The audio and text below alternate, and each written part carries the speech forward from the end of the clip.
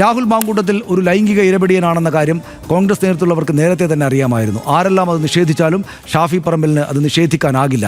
കാരണം രാഹുൽ ഒരു അപകടകാരിയാണ് എന്ന് ഷാഫി പറമ്പിലിനോട് പണ്ടേ പറഞ്ഞിട്ടുണ്ട് എന്ന് പറയുന്നത് കോൺഗ്രസ് പ്രവർത്തകർ തന്നെയാണ്. മാങ്കൂട്ടത്തിൽ ഉത്തരവാദപ്പെട്ട സ്ഥാനങ്ങൾ ഉണ്ടെങ്കിൽ നമ്മുടെ സ്ത്രീകളും കുട്ടികളും സുരക്ഷിതരായിരിക്കില്ല എന്ന് ഷാഫിക്ക് മുന്നറിയിപ്പ് നൽകിയിരുന്നു എന്ന് പറഞ്ഞത് കോൺഗ്രസ് പ്രവർത്തകയും എഴുത്തുകാരിയുമായ MA ഷഹനാസാണ്. ഇക്കാര്യം വളരെ പണ്ടേ ഷാഫിയോട് പറഞ്ഞതിന് തെളിവുണ്ടെന്നും ഷഹനാസ് പറയുന്നു.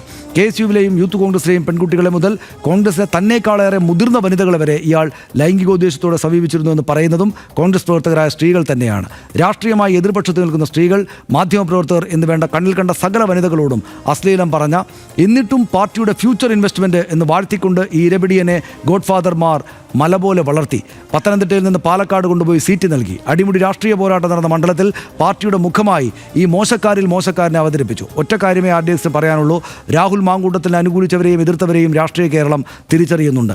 സകലതും കേരളം ഓർത്തുവെക്കും, ഒന്നും മറക്കില്ല.